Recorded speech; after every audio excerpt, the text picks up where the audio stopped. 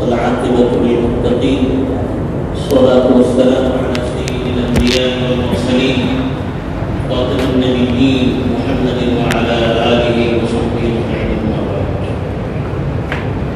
میرے دینی اور ایمانی بھائیوں، بزرگوں اور دوستوں، شادی کے متعلق موضوعات کا سلسلہ چل رہا ہے. پچھلے ہفتے کس طرح کی لڑکی کا انتخاب کیا جائے، اس میں کن صفتوں کا تلاش کرنا مناسب ہے، اس کے سلسلے میں کچھ باتیں عرض کر دی گئی تھی. آج کے خطبے میں اس کے بعد کا جو مرحلہ ہوتا ہے، جب آدمی کوئی لڑکی اس کو پسند آتی ہے، اب اس سے وہ شادی کرنا چاہتا ہے، اس کے لیے بھی نکاح سے پہلے پیغام بھیجنا.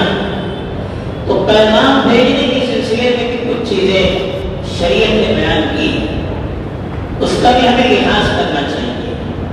پہلی چیز یہ بتائی کہ جب کسی لڑکی کے بارے میں تحقیق کی، پتہ چلا کہ مناسب، تو بہتر یہ ہے کہ ایک نظر اس کو دیکھا جائے. شریعت میں چونکہ ایک اجنبی مرد، نامحرم مرد کسی نامحرم عورت کو بغیر کسی ضرورت کے دیکھ نہیں سکتا، حرام ہے. قُلْ لِلْمُؤْمِنِينَ يَغُضُّوا مِنْ أَبْصَارِهِمْ وَيَحْفَظُوا فُرُوجَهُمْ. شریعت میں فرمایا گیا قرآن مجید میں کہ مومنوں سے کہیے کہ وہ اپنی نگاہوں کو نیچے رکھیں اور اپنی شرمگاہوں کی حفاظت کریں.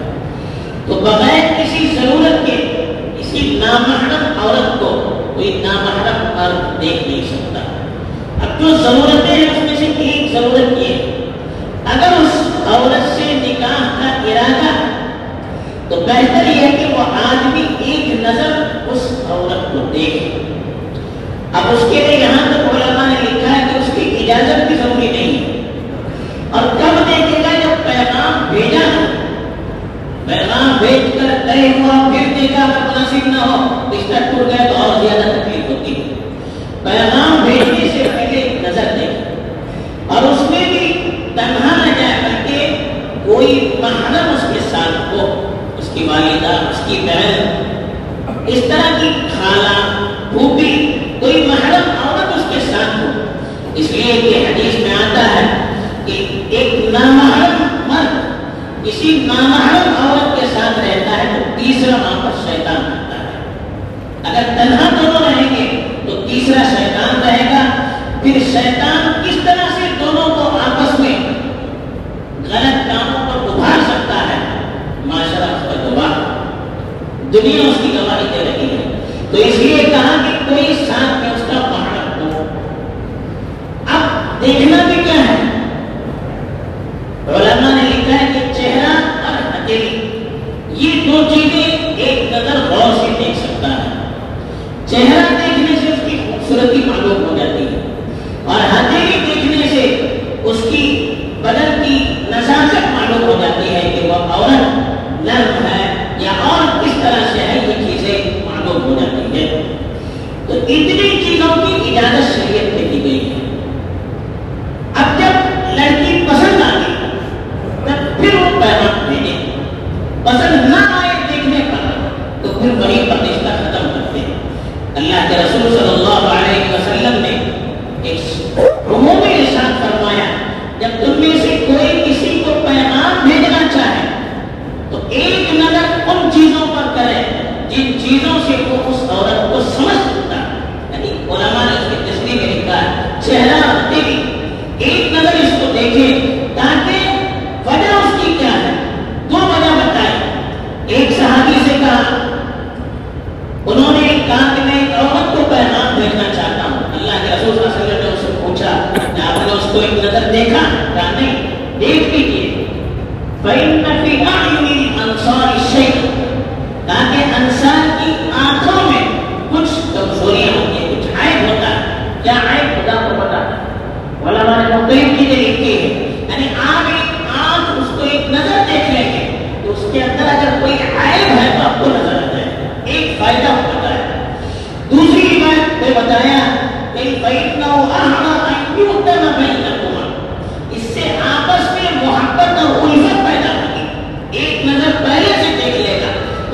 آپس میں محبت اور الفت پیدا ہوگی. اتنی شریعت کی طرف سے اجازت دی گئی ہے. اس کے بعد پھر وہ پیغام بھیجے گا. اگر ایک آدمی خود جا نہیں سکتا تو اس کے بارے میں حدیث میں آتا ہے کہ اللہ کے رسول صلی اللہ علیہ وسلم نے کہا کہ ایسی عورت کو بھیجے جو اس کو دیکھ کر اس کی صفات آپ کو بتا سکے. اللہ کے رسول نے خود ایسا کیا. اور ایک صحابی سے بھی یہی کہا کہ ایک مرتبہ کسی عورت کو بھیج کر اس کو دیکھ لیں, پھر آپ کو بتائیں کہ آپ کے لیے مناسب ہے یا نہیں ہے. پھر اس کے بعد پیغام بھیجنا ہوتا ہے. اب پیغام بھیجنے سے پہلے شریعت نے کہا کہ ایسی عورت کو پیغام نہ بھیجا جائے جو خود شادی شدہ ہے. کسی کے نکاح میں ہے تو ہم پیغام نہیں بھیج سکتے. ایسی عورت جو عدت میں اس کے شوہر کا انتقال ہو چکا ہے, اب وہ عدت میں ہے, تو جب تک عدت میں ہے پیغام نہیں بھیجنا چاہیے. ایسی عورت کا طلاق ہو گیا, اب وہ اپنی عدت میں ہے, اس عورت کو بھی ہم پیغام نہیں بھیج سکتے. تیسری اس عورت کے بارے میں کہا کہ جس عورت کا کسی سے نکاح تو نہیں ہوا لیکن نسبت طے ہو چکی ہے. ایک عورت کی ایک مرد سے نسبت طے ہو چکی ہے, اس کو ہم پیغام نہیں بھیج سکتے. حدیث میں روکا گیا ہے کہ لا يخطب, کہ کوئی کسی پر پیغام نہیں بھیجے. لا يخطب احدكم على خطبة اخيه, اپنے بھائی کے پیغام پر آپ پیغام نہ بھیجیے. ایک آدمی نے ایک عورت کو پیغام بھیج دیا, اب اس نے اس کو قبول کر لیا, پھر دوسرے کو بھیجنے کی اجازت نہیں, وہ ختم ہو گیا معاملہ. البتہ اگر اس پہلے اس نے نسبت طے کی ہے, اس نے خود اجازت کی کہ ٹھیک ہے آپ دیکھ لیجیے, نسبت کیجیے, میں الگ ہو جاتا ہوں, اس کی طرف سے اجازت ہے تب آپ آگے بڑھ سکتے ہیں. اس کی طرف سے اجازت نہیں ہے پھر ہم آگے نہیں بڑھ سکتے ہیں. تو اس کا بھی خیال رکھنا چاہیے. البتہ بات چل رہی ہے, ابھی کہیں جواب نہیں دیا گیا. عورت کی ذمہ داروں نے کسی کو پسند نہیں کیا یا کسی کو منتخب نہیں کیا یا کسی سے معاہدہ بھی نہیں کیا ہے, تب پھر رشتہ بھی چل رہا ہے تو آپ بھیج سکتے, کوئی حرج نہیں ہے. اس لیے کہ اللہ کے رسول صلی اللہ علیہ وسلم کے خدمت میں حضرت فاطمہ بنت قیس ایک عورت تھی, وہ آئی اور انہوں نے کہا کہ 3 لوگوں نے مجھے پیغام بھیجا, نام بتائیں. تو اللہ کے رسول صلی اللہ علیہ وسلم نے تینوں کی کمزوریاں بتائی اور کہا کہ حضرت اسامہ بن زید سے آپ شادی کیجیے. تو گویا پیغام انہوں نے طے نہیں کیا تھا, انہوں نے اتنا کہا تھا کہ فلاں فلاں فلاں کا پیغام آیا. اللہ کے رسول نے کہا کہ وہ تینوں مناسب نہیں ہے, فلاں 34 سے کیجیے. تو اس لیے اگر ابھی پیغام باتیں چل رہی ہیں, اب کوئی پکی بات نہیں ہوئی, تب اب کوئی رشتہ بیچتا ہے تو کوئی حرج نہیں ہے, علماء نے لکھا. ایک بات یہ بھی خیال رکھنی چاہیے, ان احادیث کی بنیاد پر علماء نے لکھا ہے کہ پیغام بھیجنے سے پہلے کسی سے مشورہ بھی کرے. مرد بھی عورت بھی ہے تو عورت بھی کسی اپنے بڑوں سے مشورہ کرے. اب جس سے مشورہ لیا جائے اس کو اس سلسلے میں صحیح بات بتانی چاہیے, کوئی غلط بات نہیں بتانی چاہیے. اس لیے کہ حدیث میں آتا ہے المستشار مؤتمن, جس سے مشورہ لیا جائے اس کو امانت دار ہونا چاہیے. جو بات ہے بتا دے, غلط چیز نہ بتائے. اللہ کے رسول صلی اللہ علیہ وسلم کے پاس حضرت فاطمہ بنت قیس نے پوچھا, اللہ کے رسول نے کہا کہ ایک آدمی کے سلسلے میں کہا وہ تو فقیر ہے, ان کے پاس کچھ ہے نہیں. دوسرے کے بارے میں کہا کہ وہ بڑے سخت ہیں, سخت مزاج والے ہیں, اس لیے آپ مت کیجیے. تو اس طرح سے اگر کوئی کمزوری ہے تو بیان کرنے میں کوئی حرج نہیں ہے. تو یہ پیغام دینے سے پہلے کہا گیا. اب پیغام طے ہو گیا تو پیغام کا مطلب یہ ہے کہ اب صرف شادی کا وعدہ ہو چکا, اس سے زیادہ کچھ بھی نہیں.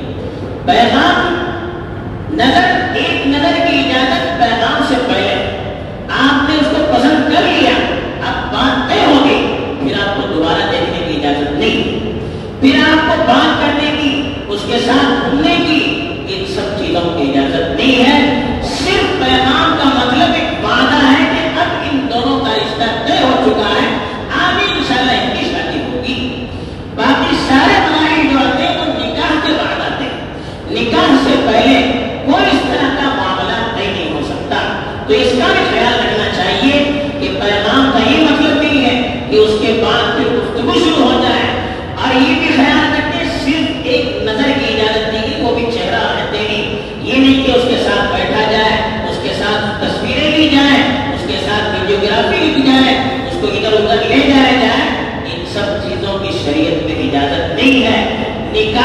پہلے وہ اجنبی ہے، جیسے دوسروں پر حرام ہے ہم پر بھی حرام ہے، جب تک نکاح نہ ہو جائے۔ نکاح کے بعد ہی جائز ہوتی ہے، اس کا خیال رکھنا چاہیے۔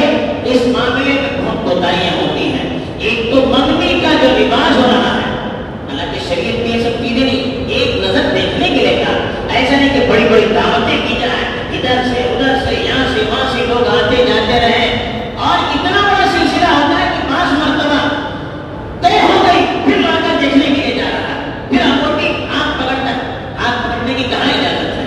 ابھی وہ ہمارے لیے حلال نہیں ہے، ہاتھ پکڑ کر انگوٹھی پہنائی جاتی ہے، کہاں سے اجازت ہے اس کی؟ جب طے ہو گیا پھر دیکھنے کی کوئی ضرورت نہیں، طے کرنے سے پہلے دیکھنا چاہیے، تو بار بار دیکھنے کی بھی شریعت میں اجازت نہیں ہے۔ یہ مسئلہ ہمیں یاد رکھنا چاہیے۔ اس سے بہت سارے حرام کام وجود میں آ رہے ہیں، نکاح سے پہلے ہی لوگ حلال سمجھتے ہیں، پھر اپنے کنڈیشن بھی لگانا شروع کر دیتے ہیں، ابھی حلال ہی نہیں تو ہمارا کیا کنڈیشن ہے؟ لڑکی یہ نہیں پڑے، وہ نہیں کرے، یہ نہیں کرے، اب ہمارے نکاح میں آئی نہیں ہے، ہم اپنے کنڈیشن پر لگا نہیں سکتے ہیں۔ ان چیزوں کا خیال رکھنا ضروری ہے۔ اگر خدا نخواستہ وہ رشتہ پسند نہ آئے، نسبت کے باوجود، پیغام کے باوجود